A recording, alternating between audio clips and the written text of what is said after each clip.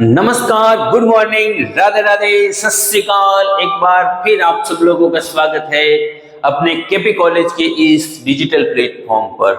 प्यारे बच्चों, western political thinkers और उनके थॉट्स पढ़ रहे थे, जिसके अंदर हमने मैकियावेली को शुरू किया था। कल की जो क्लास हुई थी, उस क्लास के अंदर हमने मैकियावेली के मानव स्वभाव पर विचार और उसकी आलोचना के ऊपर बातें की थी। आज मैकियावेली को आगे बढ़ाते हैं और मैकियावेली के ऊपर वापस कुछ और चर्चा करते हैं। बात करते हैं मैकियावेली। मैकियावेली के बारे में आप सब लोगों को पता है कि मैकियावेली इटली का एक राजनीतिक विद्वान था। राजनीति विज्ञान के अंदर उसका इतना महत्वपूर्ण योगदान है कि आधुनिक राजनीतिक विचारधारा का जो जनक है वो मैकियावेली को कहा जाता है, अपने युग का शिशु कहा जाता है। और उसने ईसाई धर्म एवं राज्य के बारे में बहुत सारी महत्वपूर्ण बातें बताई थी, जिनकी बराबरी कोई नहीं कर सकता। कल मानव स्वभाव के ऊपर मैकियावेली ने जो बात की थी, जिसके अंदर उसने बताया था कि मानव का जो स्वभाव होता है वो कैसा होता है। वो स्वार्थी होता है, दुष्ट होता है, अहंकारी होता है, घमंडी होता है, लालची होता है। कुल मिलाकर के मानव स्वभाव के ऊपर उसके जो विचार थे वो निराशावादी विचार थे, वो नकारात्मक विचार थे। वो मानव की नकारात्मक प्रवृत्ति, उसकी असुरीय प्रवृत्ति, उसकी राक्षसी प्रवृत्ति के ऊपर बल देता है। इस प्रकार का मानव स्वभाव का चित्रण मैकियावेली ने किया है। आज हम बात करते हैं आगे मैकियावेली के नैतिकता तथा धर्म के ऊपर विचार। धर्म और नैतिकता पर मैकियावेली के विचार। धर्म के ऊपर मैकियावेली के क्या विचार थे, नैतिकता के ऊपर मैकियावेली के क्या विचार थे, उनके बारे में थोड़ी सी बात करते हैं। प्यारे बच्चों, एक बात मैंने कल आपको बताई थी कि हम मैकियावेली के बारे में जितनी भी बात करेंगे, हर बात के अंदर उसके मानव स्वभाव संबंधित जो धारणा है, मानव स्वभाव के ऊपर उसके द्वारा जो दिए हुए विचार हैं, उन विचारों को केंद्र बिंदु रखते हुए ही उसने अपने अन्य विचार दिए हैं। धर्म और नैतिकता के ऊपर मैकियावेली राज्य एवं शासक को क्या सलाह देता है, पहले मैं आपको मोटे मोटे तौर पे बता देता हूं। तो राजा को या सरकार को वो ये एडवाइस देता है कि धर्म नाम की कोई चीज नहीं है, नैतिकता नाम की कोई चीज नहीं है। उसने कहा है कि एक शासक को अपने राज्य की सुरक्षा एवं राज्य के जो हित होते हैं, जो सार्वजनिक हित होते हैं, उनको केंद्रित, उनके ऊपर ही अपना ध्यान केंद्रित करने चाहिए। उसका कहना है कि नैतिकता और धर्म के चक्कर में ऐसा नहीं कि जो शासक हैं वो महत्वपूर्ण और कठोर निर्णय नहीं ले सकते। नैतिकता कुल मिलाकर के बात यह है कि धर्म और नैतिकता को मैकियावेली क्या करता है, राज्य एवं सरकार से बिल्कुल अलग कर देता है। वो राज्य के लिए सरकार, वो शासक को कहता है कि उसको लोमड़ी के समान चतुर और शेर के समान बहादुर होना चाहिए। वो राजा को सलाह देता है कि राजा को बाहर से दिखावा ऐसा करना चाहिए, दिखावा ऐसा करना चाहिए कि राजा बड़ा ही सज्जन, बड़ा ही न्यायप्रिय और बड़ा ही अच्छा शासक है, गुणवान शासक है। मगर समय आने पर नैतिकता को दरकिनार करते हुए उसको जो भी निर्णय लेने पड़े राज्य हित के अंदर, राज्य की सुरक्षा के लिए, वो निर्णय उसको लेने चाहिए, वो निर्णय उसको लेने चाहिए। देखो क्या कहता है मैकियावेली। मैकियावेली अपने धर्म और राजनीति संबंधी विचारों के अंदर राजनीति को धर्म और नीति के प्रभाव से सर्वथा मुक्त और स्वतंत्र करता है। वो क्या करता है, धर्म को और नीति एवं नैतिकता को राजनीति के अंदर, उसके प्रभाव को राजनीति से क्या करता है, अलग करता है। मैकियावेली पहला ऐसा विचारक था जिसने राजनीति को नैतिकता से जानबूझकर तथा औपचारिक रूप से अलग कर दिया। देखिए, इनसे पहले के जितने भी विचारक हुए थे, उन्होंने, किसी भी व्यक्ति ने चर्च, धर्म एवं नैतिकता को राज्य एवं सरकार से अलग नहीं किया था। ना तो प्लेटो ने किया था, हाँ अरस्तु ने जरूर इसके ऊपर कुछ बातें कही थी, बल्कि संत एग्निवास ने तो यहाँ तक कह दिया था कि इस जीवन रूपी जहाज का जो चालक है वो सर्च है, वो धर्म है, वो नैतिकता है। इसके अलावा भी संत ऑगस्टाइन जैसे जितने भी विद्वान हुए, किसी भी विद्वान ने राजनीति एवं धर्म को पृथक नहीं किया, मगर मैकियावेली पहला ऐसा विचारक था जिसने क्या है कि पहली बार नैतिकता एवं धर्म को राज्य से अलग कर दिया। मैकियावेली इस बात से इनकार करता है कि भावी जीवन में आनंद प्राप्त करने के लिए मनुष्य को ईश्वरीय कानून के निर्देश की आवश्यकता नहीं है। मैकियावेली कहता है कि जीवन के अंदर सुख एवं आनंद की प्राप्ति के लिए भगवान जो है, भगवान कानून बनाएगा, ऐसे भगवान के किसी भी कानूनों की आवश्यकता नहीं है। वो कहता है कि राज्य के जो कानून है, राज्य की जो व्यवस्था है, उस व्यवस्था एवं राज्य की व्यवस्था, राज्य द्वारा लिए जाने वाली निर्णय एवं राज्य के कानूनों के द्वारा ही क्या हो सकता है, व्यक्ति को उसके जीवन के अंदर सुखों की प्राप्ति हो सकती है, उसके व्यक्तित्व का विकास हो सकता है। मैकियावेली की धारणा है कि मनुष्य का केवल एक ही लक्ष्य हो सकता है और वह है इस जीवन में सुख की प्राप्ति। मानव जीवन के अंतिम लक्ष्य के संबंध में एग्निवास व अन्य ईसाई विचारकों की धारणाओं का खंडन करता है। देखिए, इनसे पहले ये क्या कहता है कि मानव जीवन में जो है, मानव जीवन का जो अंतिम लक्ष्य है वो क्या है, इस जीवन के अंदर सुख की प्राप्ति। ये जीवन के अंदर वो सुख एवं आनंद पूर्वक अपना जीवन व्यतीत करे। मगर इनसे पहले के जितने भी ईसाई विचारक हुए थे, जिसके अंदर एग्निवास भी शामिल थे, उन सब लोगों ने व्यक्ति का जो अंतिम लक्ष्य बताया था वो मोक्ष को बताया था। वो क्या बताया था? मोक्ष को बताया था। मगर ये मोक्ष वाली जो धारणा है, इसको मैकियावेली सीधे से नकारता है। वो कहता है नहीं, जीवन का अंतिम लक्ष्य मोक्ष प्राप्त करना नहीं है, बल्कि जीवन का जो अंतिम लक्ष्य है वो है इस जीवन को सुखपूर्वक व्यतीत करना, इस जीवन के अंदर किसी भी प्रकार की समस्याएं न हो। मैकियावेली की धारणा है कि राज्य की सुरक्षा और कल्याण के मार्ग में नैतिक विचारों को बाधा नहीं होने दिया जाना चाहिए और शासक को नैतिकता के चक्कर में पड़कर आवश्यकता अनुसार सभी प्रकार के साधन अपना लेना चाहिए। वो कहता है कि ये जो नैतिकता होती है, जो धर्म वाला कॉन्सेप्ट होता है, इसको राज्य के विकास के अंदर बाधक नहीं बनाना चाहिए। कई बार क्या होता है, नैतिकता के चक्कर में कि ये अच्छा है, ये बुरा है, इनके चक्कर में ये व्यक्ति के लिए क्या है, कैसा रहेगा, इन बातों के चक्कर में जो सरकार होती है वो कठोर निर्णय नहीं ले पाती है, वो महत्वपूर्ण निर्णय नहीं ले पाती है। इस वजह से क्या होता है कि राज्य की सुरक्षा व्यवस्था भी कई बार खतरे में पड़ सकती है। कई बार राज्य को आर्थिक रूप से, सामाजिक रूप से हानि भी उठानी पड़ती है। तो वो कहता है कि नैतिकता को राज्य के अंदर बाधक नहीं बनना चाहिए, राज्य के विकास में बाधक नहीं बनना चाहिए, और जो राजा होता है उसको हर प्रकार के निर्णय लेने चाहिए। एक अन्य स्थान पर मैकियावेली लिखते हैं, ना तो कोई प्राकृतिक कानून है, न ही कोई सार्वभौमिक रूप से स्वीकृत कोई अधिकार, राजनीति को नैतिकता से पूर्णतया स्वतंत्र रखना चाहिए। वो क्या कहता है, कोई नेचुरल कानून नहीं है, प्रकृति के द्वारा बनाई हुई कोई कानून नहीं है, कोई सार्वभौमिक कानून नहीं है जो सब जगह लागू होते हैं। कहने का मतलब जो ईश्वरीय इच्छा, जो भगवान के द्वारा बनाए हुए कानून है, ठीक है, राज्य का जो दिव्य सिद्धांत है, उसको क्या कर रहा है मैकियावेली?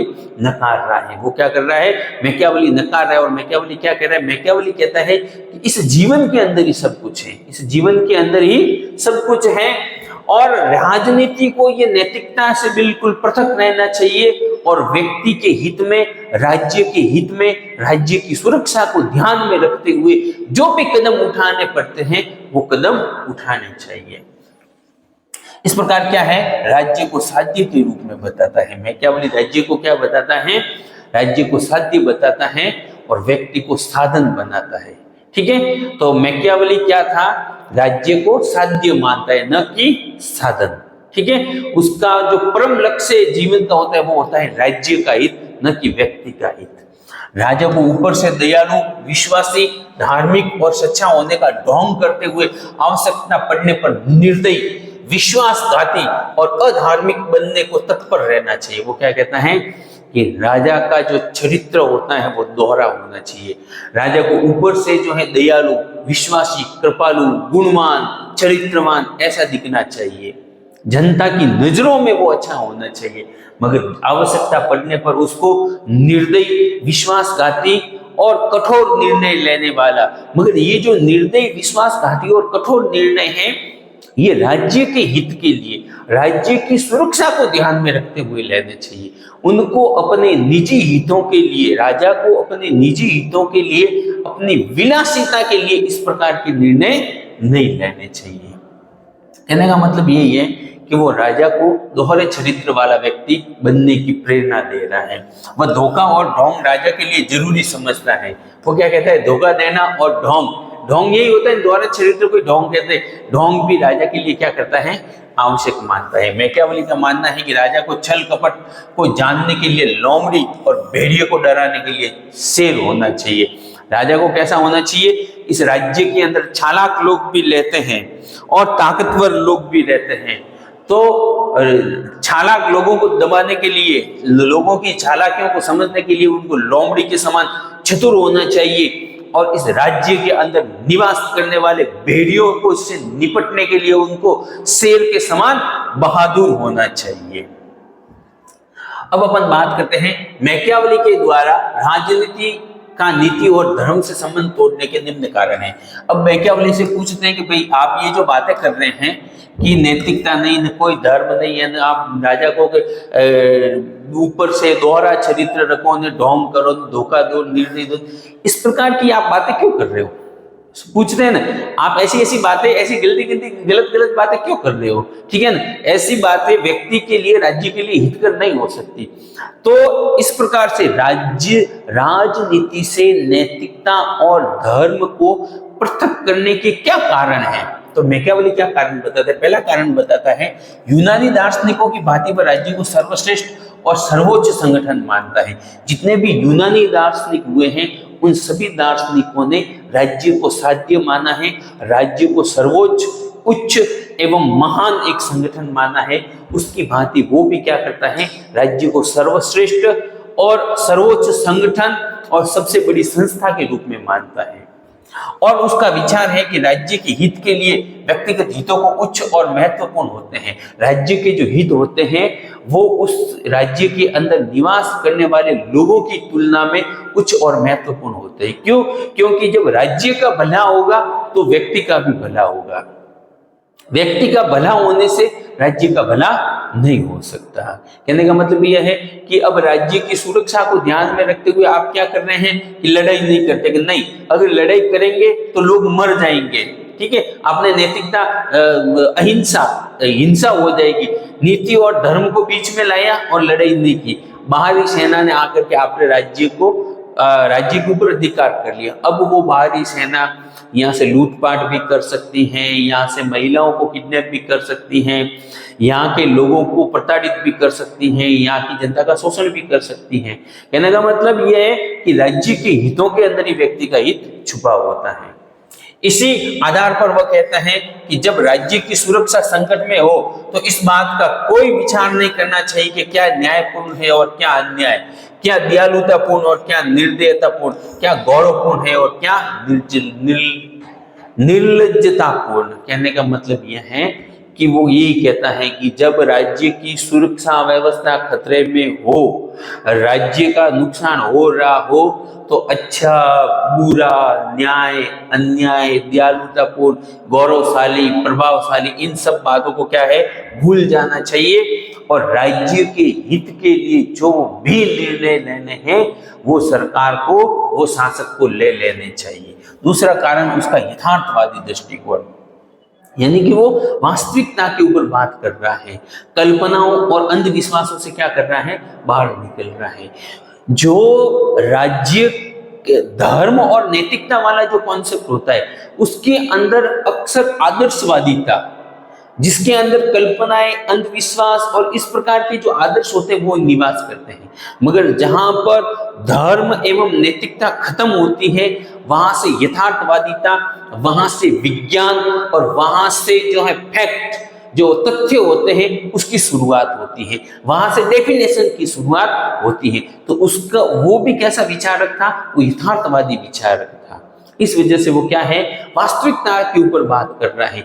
ये जो है नैतिकता, धर्म, इस कोरी बातों के ऊपर वो जो ज्यादा समय व्यतीत भी नहीं कर रहा है और उसके ऊपर ज्यादा ध्यान भी नहीं दे रहा है। शासन कार्य से प्रत्यक्ष रूप से संबंधित होने के कारण उसने स्वयं ये देखा था कि शासक का नाम आंतरिक प्रशासन और वैदेशिक संबंधों के संचालन में सदैव ही नैतिक अनैतिक सभी साधनों को अपनाते रहे हैं। अतः उसने राजनीति में नैतिकता का उपदेश देना व्यर्थ समझा। वो खुद राज्य व्यवस्था से जुड़ा हुआ था और राज्य व्यवस्था से जुड़ा हुआ होने पर उसे ये आभास हुआ कि जो शासक हैं, ठीक है, जो राज्य के जो ऊपरी उच्च कैटेगरी के जो लोग हैं, जो अधिकारी, मंत्री एवं शासन व्यवस्था संभालने वाले जो लोग हैं, वो क्या कर रहे हैं, नैतिक अनैतिक सब प्रकार के कार्य कर रहे हैं। इसलिए उसने भी देखा कि इन सब बातों के ऊपर ध्यान नहीं देना चाहिए। अगली बात, तीसरा कारण उसकी मानव प्रकृति के संबंध में विशिष्ट धारणा है, व्यक्ति की प्रकृति के बारे में। अब वो क्या कह रहे हैं, व्यक्ति कैसा है, स्वार्थी, लालची, दुष्ट, अहंकारी, इस प्रकार का है। अब उन लोगों के साथ में अगर राज्य नैतिकता ने, नीति ने, धर्म लेकर के आएगा तो क्या होगा? कुत्ते की धूम होती है, जब तक वो होती है ना, पाइप के अंदर रहती है, तब तक जो है सीधी रहती है, उसको बाहर निकालते क्या हो जाएगी, वो तो वापिस टेढ़ी हो जाएगी। तो व्यक्ति क्या करेगा, उस नैतिकता, धर्म और नीति नाम की ये जो राज्य के जो गुण होंगे, इन गुणों का गलत फायदा उठाएगा, वो तो स्वार्थ ही करेगा। ठीक है ना, कहते हैं कि लातों के भूत बातों से नहीं मानते, वो वाली बात है। तो वो यहाँ पे भी नैतिकता और धर्म के ऊपर उसके जो विचार है, उसके ये विचार भी उसने मानव स्वभाव को ही ध्यान में रख करके दिए हैं। तो क्या कहता है, वह मनुष्यों को घोर स्वार्थी मानता है और उसका विचार है कि मनुष्यों पर प्रेम के स्थान पर भय से ही शासन किया जा सकता है। अतः वह नरेश को आतंकपूर्ण मार्ग अपनाने का परामर्श देता है। वो क्या कहता है, व्यक्ति है ये एक नंबर का व्यक्ति कैसा है, स्वार्थी, लालची, अहंकारी और क्रूर स्वभाव का है। इसके ऊपर प्रेम, दया, मित्रता, इसके साथ में वाला कॉन्सेप्ट ये नहीं जानता है। वो सारी की सारी बातें इसके ऊपर जो है प्रभावपूर्ण लागू नहीं होती है। ये तो डर और भय से ही मानने वाला है। इसलिए वो राजा को कहता है कि बिल्कुल जो है आतंक मचा करके रखना, मतलब लोगों के अंदर डर होना चाहिए, लोगों के अंदर भय होना चाहिए कि वो राज्य को नुकसान न पहुंचाए। चौथा कारण, उसके द्वारा शक्ति को और वीर पुरुषों के अत्यधिक महत्व देना है। शक्ति को और वीर पुरुषों को वो क्या कह रहा है, बहुत ज्यादा महत्व दे रहा है। मैकियावेली शक्तिशाली व्यक्तित्व को वंदनीय समझता है और शक्ति प्राप्त करने के लिए प्रत्येक उपाय का प्रयोग करना उचित। उसके दृष्टिकोण के कारण धार्मिक और नैतिक प्रभाव से पूर्णतया मुक्त राजनीति का जन्म हुआ है। उसी का प्रभाव स्वरूप, उसी की बातों के कारण से क्या है कि जो राजनीति का जन्म हुआ है वो स्वार्थ, ठीक है, धार्मिक और नैतिक प्रभाव से मुक्त जो है पूर्ण राजनीति का जन्म हुआ है। वो क्या है, शक्ति के ऊपर बहुत ज्यादा महत्व देता है। वो कहता है कि शक्ति राज्य का क्या है, अनिवार्य तत्व है। शक्ति के बिना राज्य का जो ज्यादा दिन तक, बिना शक्ति, बिना डर और बिना भय के राज्य ज्यादा दिन तक नहीं चल सकता। राज्य की उत्पत्ति तथा उसके विचार पर मैकियावेली के विचार। तो राज्य की उत्पत्ति के ऊपर मैकियावेली के क्या विचार थे, वो राज्य की उत्पत्ति के संबंध में क्या मानता है।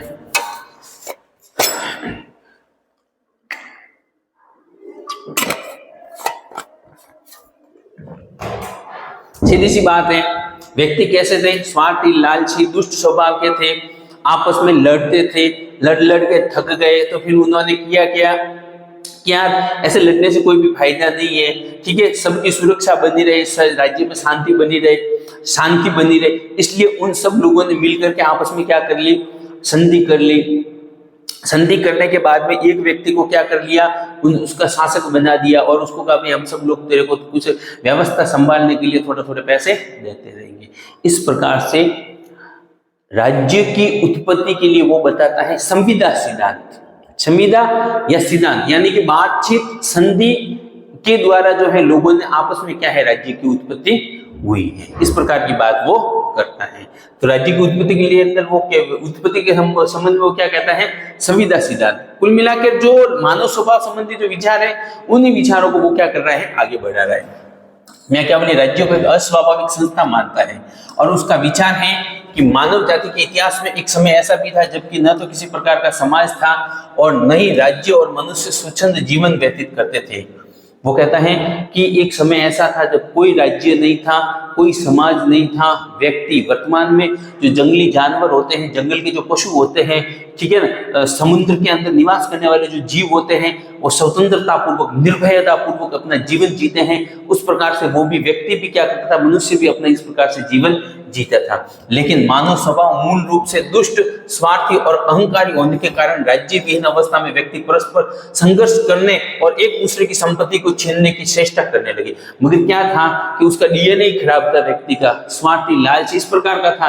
तो वो क्या करता था कि राज्य विहीन, उनके ऊपर कोई डर था नहीं, भय था नहीं, तो अक्सर क्या करते थे, एक दूसरे की संपत्ति को छीनना, एक दूसरे के भोजन को छीनना, और इस छीना झपटी के अंदर जो है वो आपस में क्या करते थे, लड़ते रहते थे। और लड़ाई से क्या होता है, किसी का कोई फायदा नहीं होता है, नुकसान सबका बराबर में होता है। ऐसी अवस्था से परेशान होकर लोगों ने एक ऐसे व्यक्ति को अपना शासक बनाना निश्चित किया जो उनके जन धन की रक्षा कर सके तथा समाज को सुख और सुविधा प्रदान कर सके। जब इस प्रकार से बार बार लड़ते वो तन आ गए तो उन्होंने कहा, यार एक काम करते हैं, अपने में से किसी एक व्यक्ति को शासक बना देते, राजा बना देते और उसको बहुत सारा पावर दे देते हैं। वो क्या करेगा, वो हमारे जन धन की रक्षा करेगा। अगर हमारी संपत्ति को कोई छीनेगा तो वो व्यक्ति संपत्ति को ला करके वापिस देगा, हमें न्याय देगा और हमारे विकास के लिए, हमारी सुख सुविधाओं के लिए भी क्या करेगा, वो कुछ न कुछ कार्य करता रहेगा। इस प्रकार मैकियावेली राज्य की उत्पत्ति में संविदा सिद्धांत को प्रतिपादित करता है। कौन सा सिद्धांत, संविदा सिद्धांत। अगर 1 नंबर का 2 नंबर का प्रश्न आ जाए तो इसको ध्यान रखना, राज्य की उत्पत्ति के संबंध में मैकियावेली का क्या विचार था, तो संविदा सिद्धांत को उसने प्रतिपादित किया है। लेकिन इसके साथ ही राज्य के उदय में शक्ति को महत्वपूर्ण तत्व मानता है। साथ ही साथ वो क्या है, राज्य के उदय में शक्ति को भी महत्वपूर्ण मानता है। वो कहता है कि राज्य को जब अस्तित्व में आया, अगर शासक एवं सरकार शक्तिशाली नहीं होगा तो वो राज्य ज्यादा दिन तक नहीं टिक पाएगा। वस्तुतः राज्य की उत्पत्ति के संबंध में मैकियावेली के विचार हॉब्स से साम्यता रखते हैं। हॉब्स के राज्य संबंधित जो विचार है और मैकियावेली के जो विचार हैं उनके जो विचार है वो क्या है, समान विचार है।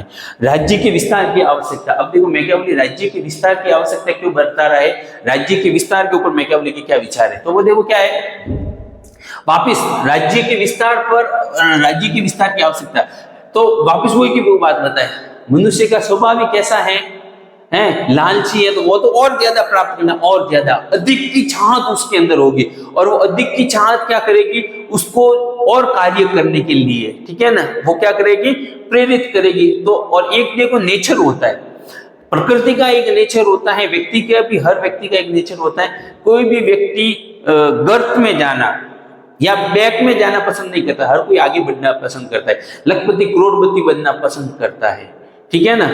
और जिसके पास एक गाड़ी है वो 2 गाड़ियां लेना पसंद करेगा, मोटरसाइकिल वाला कार लेना पसंद करेगा। ये व्यक्ति का स्वभाव ही होता है। तो इस स्वभाव के कारण वो लगातार कार्य कर रहा था और राज्य जो है उसको बढ़ने लगा, राज्य का विस्तार हो गया। राज्य के निरंतर विस्तृत होने रहने की आवश्यकता बताते हुए मैकियावेली ने एक बार पुनः मानव स्वभाव की चर्चा की है। वह कहता है कि मनुष्य का स्वभाव पारे की भांति होता है, वह निरंतर बढ़ते रहना चाहता है। जिस प्रकार पारे का स्वभाव होता है, पारा जो होता है वो क्या होता है, लगातार बढ़ता रहता है। उसी प्रकार मनुष्य का जो स्वभाव होता है वो भी पारे के समान होता है और वो लगातार बढ़ता पसंद करता है। उसी प्रकार की व्यवस्था है, तो राज्य को भी बढ़ना चाहिए। अब अगर व्यक्ति बढ़ेगा तो फिर क्या होगा, राज्य भी बढ़ेगा, ठीक है। व्यक्ति पैसे वाला होगा तो राज्य भी पैसे वाला होगा, राज्य की जो जीडीपी है वो भी क्या बढ़ेगी। जो राज्य इस सिद्धांत का पालन नहीं करता वो स्थिर नहीं रह सकता। देखिए शक्ति के मैंने 3 सिद्धांत बताए थे आपको। एक तो शक्ति को बनाए रखना, शक्ति प्राप्त करना, शक्ति को बनाए रखना और शक्ति को बढ़ाना। शक्ति प्राप्त करना, शक्ति को बनाए रखना और शक्ति को बढ़ाना। अगर आप शक्ति और अधिक प्राप्त नहीं करोगे, शक्ति को बढ़ाओगे नहीं, शक्ति को बनाए नहीं रखोगे तो क्या होगा, राज्य एवं शक्ति नष्ट हो जाएगी। इस संबंध में वह रोमन साम्राज्य का पतन उदाहरण देते हुए बताता है कि उसके पतन का एक कारण उसका सदैव एक समान बने रहना था। रोमन सम्राट के शासकों ने उसके विस्तार की चेष्टा नहीं की। देखो क्या है, रोमन साम्राज्य पतन क्यों हो गया? क्योंकि रोमन साम्राज्य जो था वो एक समान बना हुआ था। उन्होंने उसका विस्तार करने की, उसको आगे बढ़ाने के ऊपर विचार नहीं किया, शक्ति को बनाए रखने के ऊपर, शक्ति को बढ़ाने के ऊपर विचार नहीं किया। हम भारतीय सभ्यता के अंदर बात करते हैं तो महान चंद्रगुप्त मौर्य जिसने अखंड भारत का निर्माण किया था, उस मौर्य साम्राज्य का पतन भी क्यों हो गया? क्योंकि उन लोगों ने शक्ति को बनाए रखने के लिए, शक्ति को बढ़ाने के ऊपर कार्य नहीं किया। उन्होंने शक्ति जो है, शक्ति, डर, भय, इनके ऊपर काम करना बंद कर लिया। इस वजह से मौर्य साम्राज्य भी क्या हो जाता है? नष्ट हो जाता है। अतः प्रिंस प्रदा अपने दूसरे ग्रंथ डिस्कोर्सेज में इस बात पर बल देता है कि राज्य अधिकृत प्रदेश को निरंतर बढ़ाते रहने की आवश्यकता है। इसलिए वह अपने प्रमुख ग्रंथ द प्रिंस और डिस्कोर्सेज में कहता है कि राज्य को क्या करना चाहिए? लगातार बढ़ते रहना चाहिए। विशेष रूप से उस समय तो अवश्य ही ऐसा होना चाहिए जब केंद्रीय राजसत्ता अपने ही राज्य के किसी भाग को अपने अंतर्गत लाना हो, यानी कि अपने राज्य के अंदर ही, राज्य का ही कोई भाग राज्य के अंदर नहीं है या पड़ोसी कोई छोटा प्रदेश है वो अपने अंडर में नहीं है, तो उसको अपने अंडर में लाने के लिए राज्य को क्या करना चाहिए? सदैव प्रयत्न करते रहना चाहिए। आज के लिए इतना ही। धन्यवाद। जय हिंद। कल मैकियावेली की किसी और विचार के साथ